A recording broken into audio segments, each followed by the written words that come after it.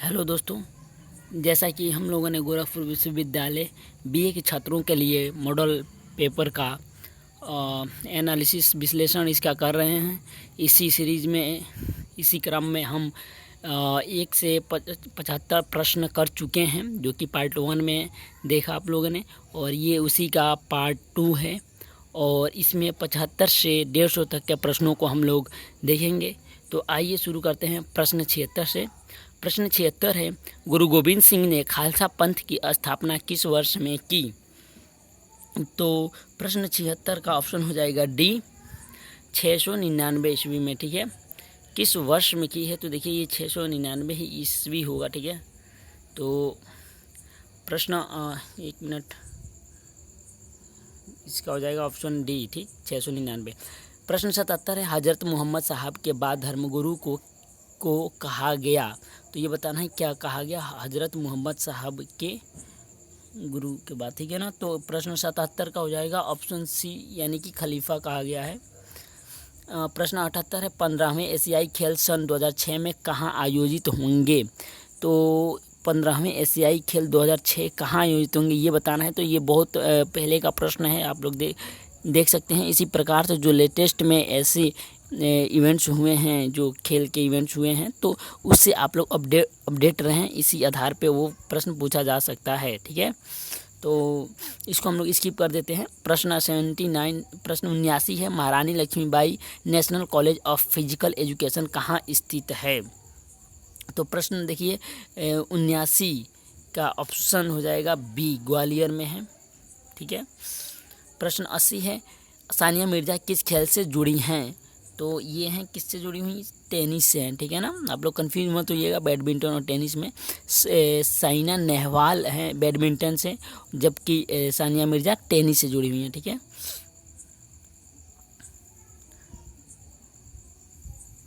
अब प्रश्न 81 देखते हैं। प्रश्न 81 है, 25वें ओलंपिक खेलों में कौन सा नया खेल जोड़ा गया? तो 25वें ओलंपिक खेलों में जो है आइस हॉकी को जोड़ा गया था, ऑप्शन ए हो जाएगा। प्रश्न 82 है, क्रिकेट के पिच की चौड़ाई होती है? देखिए ये क्रिकेट की लंबाई पिछले वीडियो में हम लोगों ने बताया था, और ये जो है क्रिकेट की चौड़ाई पूछ रहा है, पिच की चौड़ाई। तो इस पिच की जो चौड़ाई होती है वो होती है 1.52 मीटर, यानी ऑप्शन ए है। ठीक है, प्रश्न 83 है, अर्जुन पुरस्कार विजेता प्रथम महिला खिलाड़ी हैं? तो ये हैं स्टेफी डिसूजा, ऑप्शन सी। प्रश्न 84 है, किस दिन को भारत में राष्ट्रीय खेल दिवस के रूप में मनाया जाता है? तो ये 29 अगस्त को मनाया जाता है। प्रश्न 85 है, भारत का प्राचीनतम फुटबॉल टूर्नामेंट है? तो प्राचीनतम फुटबॉल टूर्नामेंट है डूरंड कप, ऑप्शन सी। प्रश्न 86 है, न्यूटन सेकेंड निम्नलिखित में से किसका मात्रक है? Newton second. तो प्रश्न 86 का हो जाएगा ऑप्शन डी। ठीक है ना, न्यूटन सेकेंड पूछ रहा है, तो इसका ऑप्शन डी होगा, संवेग हो जाएगा, मोमेंटम। प्रश्न 87 है, भारी जल हैवी वाटर का अणुभार मोलिक्यूलर वेट होता है? तो भारी जल का अणुभार बताना है, तो प्रश्न 87 का हो जाएगा ऑप्शन डी। ठीक है, 20। प्रश्न 88, निम्नलिखित में से किसकी व्याख्या के लिए क्वांटम सिद्धांत की आवश्यकता पड़ती है? तो प्रश्न 88 का जो ऑप्शन हो जाएगा डी, प्रकाश विद्युत प्रभाव की। प्रश्न 89 है, डीजल इंजन में ज्वलन किस प्रकार उत्पन्न किया जाता है? ज्वलन यानी कि इग्निशन। ठीक है ना, डीजल इंजन में, तो इसका हो जाएगा ऑप्शन सी, संपीड़न से। प्रश्न 90 है, निम्नलिखित में प्रकाश की प्रकृति का कौन है? प्रकाश की प्रकृति का कौन है ये बताना है। तो ये हो जाएगा जो एक्स किरणें हैं, ऑप्शन ए, एक्स किरणें जो है प्रकाश की प्रवृत्ति का है। प्रश्न 91 है, मनुष्य के कंकाल तंत्र में कुल कितनी हड्डियां होती हैं? तो मनुष्य के कंकाल तंत्र में हड्डियों की संख्या कितनी होती हैं? ऑप्शन सी, वैसे तो 206 होती हैं, लेकिन जन्म के समय में एक शिशु के शरीर में जो होती हैं वो 306 के ही आसपास होती हैं। तो जैसे ही शरीर विकसित होता है, जैसे शिशु वयस्क होता है, वैसे ही उसकी हड्डियों की संख्या ये कम हो जाती है। तो प्रश्न 92 है, जल प्रदूषण से होने वाले रोग की पहचान कीजिए? तो प्रश्न 92 का ऑप्शन ए है, दस्त तथा पेचिश। ठीक है, प्रश्न 93 देखते हैं। प्रश्न 93 है, भारत का रॉकेट छोड़ने वाला केंद्र कहाँ है? तो भारत का रॉकेट छोड़ने वाला जो केंद्र है वो है ऑप्शन डी हो जाएगा इसका, थुम्बा में। ठीक है। प्रश्न 94, भारत में परमाणु ऊर्जा का उत्पादन कब प्रारंभ हुआ? परमाणु ऊर्जा का उत्पादन पूछ रहा है तो ऑप्शन सी है 1969 में। प्रश्न 95, बांस क्या है? तो बांस क्या है? प्रश्न 95 ये है, बांस जो है घास के श्रेणी में आता है। प्रश्न 96 है, कंप्यूटरों का पिता किसे कहा जाता है? तो कंप्यूटर के चार्ल्स बेबेज को कहा जाता है। ठीक है, चार्ल्स बेबेज, ऑप्शन बी। ये चार्ल्स बेबेज नहीं होगा, चार्ल्स बेबेज होना चाहिए, चार्ल्स बेबेज। प्रश्न 97 है, अबेकस का आविष्कार कहाँ हुआ था? तो अबेकस का जो आविष्कार है वो बेबीलोन में हुआ था, यानी कि ऑप्शन डी बेबीलोन में। अगला प्रश्न देखते हैं। प्रश्न 98 है, नेशनल रिमोट सेंसिंग एजेंसी कहाँ पर स्थित है? तो प्रश्न 98 का ऑप्शन ए होगा, हैदराबाद में है। प्रश्न 99 है, गजराज किसका नाम है? ठीक, तो जो गजराज है वो है ऑप्शन सी होगा इसका, IL-76 का गजराज नाम है, IL-76। प्रश्न 100 है, किस अभिनेत्री का एकांत में देहांत नहीं हुआ? एकांत में देहांत नहीं हुआ किसका? तो ऑप्शन डी हो जाएगा, नूतन जो है अभिनेत्री हैं। प्रश्न 101 है, फिल्म पेज 3 के निर्देशक हैं?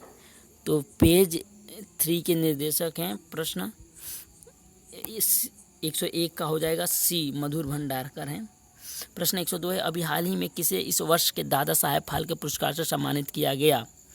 तो दादा साहब फाल्के पुरस्कार से सम्मानित किया गया है बी, 102 का मृणाल सेन। तो देखिए ये पहले के प्रश्न हैं, इसको भी आप लोग इस प्रश्न पर आधारित जो लेटेस्ट में चल रहा है उसको भी आप लोग याद रखें कि इस वर्ष किसको दिया गया था दादा साहब फाल्के पुरस्कार। प्रश्न 103 है, सुनामी आपदा किस दिन आई?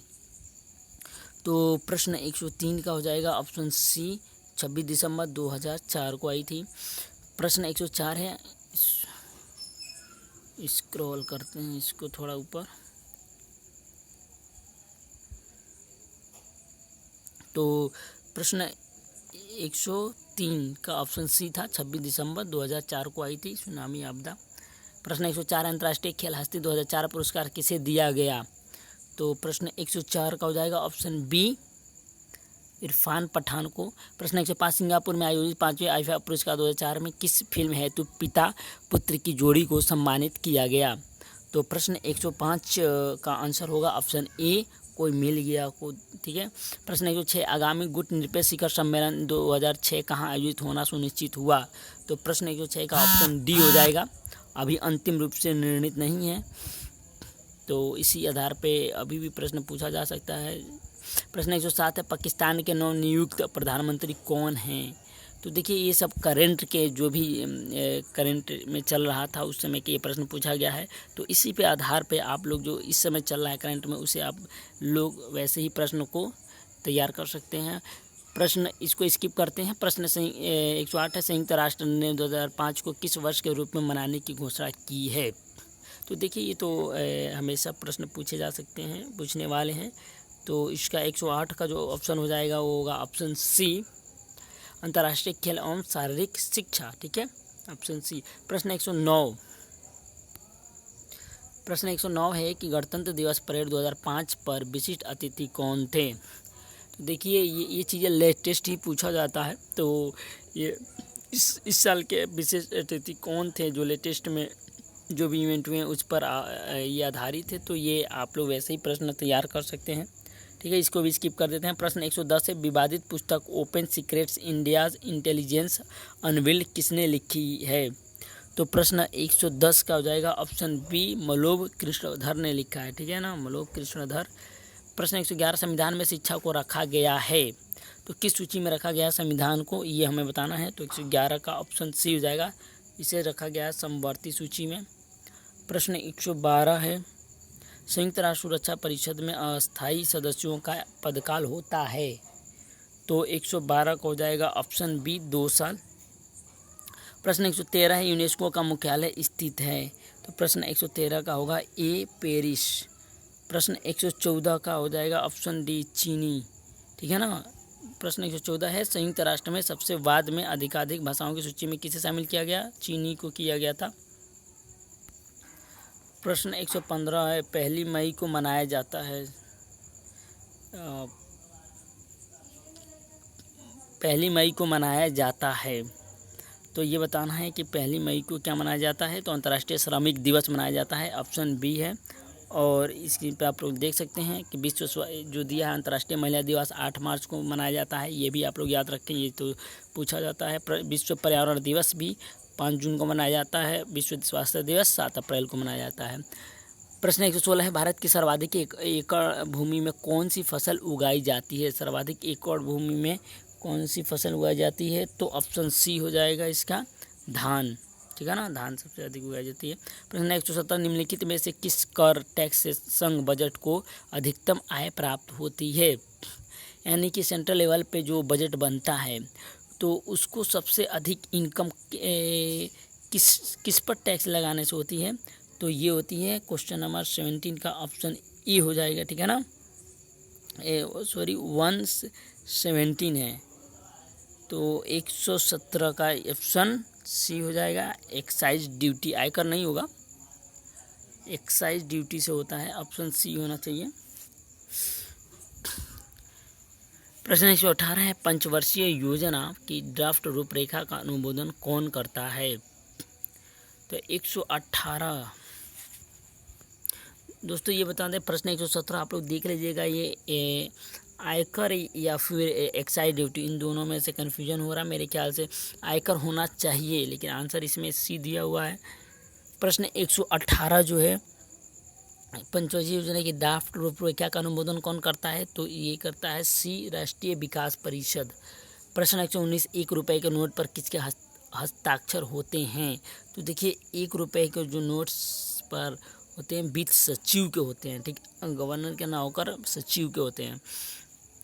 प्रश्न 120 और ये रिजर्व ऑफ इंडिया के जो गवर्नर हैं इनके बाकी नोटों पर रहते हैं, परंतु ₹1 के नोट पर हमेशा वित्त सचिव का ही सिग्नेचर होता है। प्रश्न 120 निम्नलिखित में से सरोद के प्रवर्तक कौन हैं? तो सरोद के प्रवर्तक होंगे अमजद अली खान, ऑप्शन ए। प्रश्न 121 उत्तर प्रदेश में कौन सा प्राचीनतम विश्वविद्यालय है? तो ये है, देखिए इलाहाबाद जो है बहुत ही सबसे प्राचीनतम है। प्रश्न 122 से विश्वविख्यात रॉक गार्डन कहाँ स्थित है? रॉक गार्डन, तो ये है कलकत्ता, चंडीगढ़ में। रॉक गार्डन पूछ रहा है ना, तो ये चंडीगढ़ में, ऑप्शन सी होगा। प्रश्न 123 से डेफिनेटली मेल, यह विज्ञापन पंक्ति किस मोटरसाइकिल के लिए विज्ञापित होती है? डेफिनेटली मेल, तो ये होती है बजाज, ऑप्शन सी हो जाएगा 123 का। प्रश्न 124 है राष्ट्रीय तेल एवं प्राकृतिक गैस आयोग का मुख्यालय कहाँ स्थित है? तो ये देहरादून में है। प्रश्न 125 परमाणु परीक्षण का स्थल पोखरण किस राज्य में स्थित है? तो ये राजस्थान में है। प्रश्न 126 कौन सा राज्य लोक नृत्य गरबा से संबंधित है? तो देखिए ये गुजरात में होता है गरबा। प्रश्न 127 देखते हैं, ये है 97वें संविधान संशोधन का विषय है। तो प्रश्न 127 का है ऑप्शन डी, दल बदल विधेयक। प्रश्न 128 अभी हाल ही में एक बिल ने जिसमें 4 भाषाओं को 8वीं अनुसूची में शामिल किया गया था, राष्ट्रपति की सहमति प्राप्त की है। ये 4 भाषाएं हैं, तो ये 4 भाषाएं हैं बोडा, संथाली, मैथिली, डोगरी, इनको 8वीं अनुसूची में शामिल किया गया है। प्रश्न 129 है संसद में हाल में पारित विधेयक ने मंत्रिपरिषद के आकार को सीमाबद्ध किया है। यह सीमा है संसद और राज्य विधानसभाओं का 15%। प्रश्न 130 है उस ईरानी नगर का नाम बताइए जहां भूचाल ने ऐसी तबाही मचाई कि 20,000 लोगों से अधिक की मृत्यु हो गई। तो ये है बाम, ठीक है ना। उस ईरानी नगर का नाम बताना है आपको, तो ये बाम नगर है ईरान का, जहां पर इतनी भीषण तबाही सुनामी आई कि 20,000 लोगों की मृत्यु हो गई। तो ये अपने आप में बहुत बड़ी संख्या है। प्रश्न 131 से नवंबर दिसंबर 2003 में 5 राज्य विधानसभाओं के लिए चुनाव हुए थे इनके परिणाम थे। तो देख सकते हैं जो विधानसभा चुनाव है या लोकसभा चुनाव है उस पर आधारित जो रिजल्ट आए थे वो आपसे पूछा जा सकता है। फिलहाल इसका आंसर ये है। प्रश्न 132, नासा ने अभी हाल में लोहित ग्रह मंगल में जीवन उपयोगी वातावरण के साक्ष्य की खोज में एक रोवर भेजा है, उसका नाम है, तो देखिए इसका नाम था स्प्रिट। ओके। प्रश्न 133, चीन में हुई मिस वर्ल्ड 2003 प्रतियोगिता में मिस वर्ल्ड की पदवी 19 वर्षीय रोशान डेविसन ने प्राप्त की थी।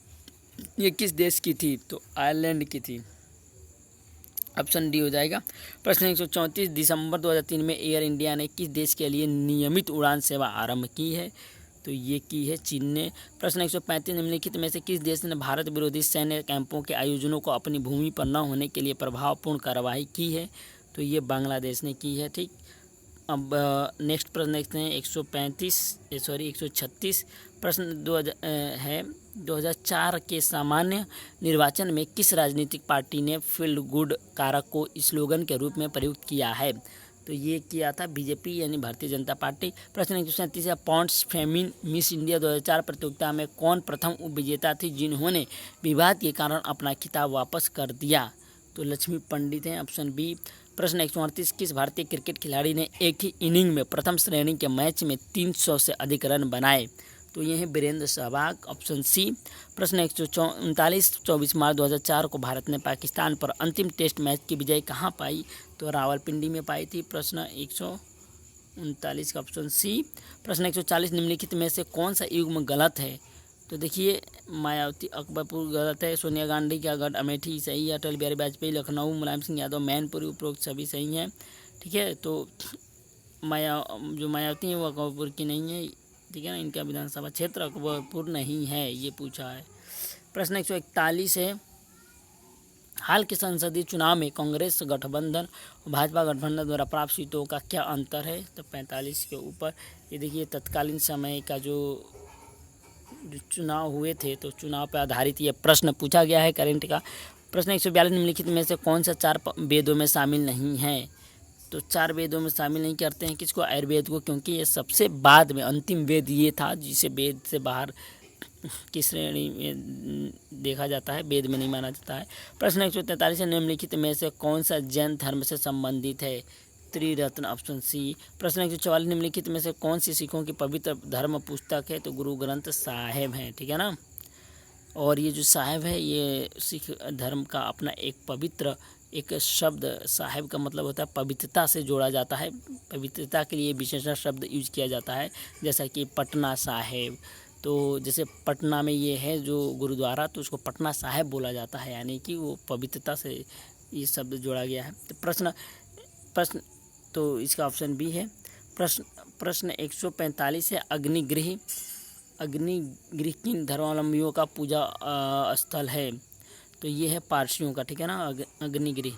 प्रश्न 146, देखिए अभी आप लोगों ने देखा इजराइल का अभी आया था विवाद, किस प्रकार से फिलिस्तीन इजराइल में जो अभी युद्ध हो रहे थे, तो ये इस बार यहूदियों का भी पूछा जा सकता है इससे संबंधित, तो आप लोग इसको याद रखिएगा।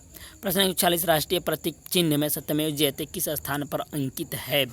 तो सबसे नीचे प्रश्न ये, ठीक है। प्रश्न 147, भारत का राष्ट्रीय पक्षी कौन सा है? तो मयूर है राष्ट्रीय पक्षी। प्रश्न 148 है, सिंधु घाटी सभ्यता के पतन का संभावित कारण हो सकता है अचानक और बार बार बाढ़ का आना।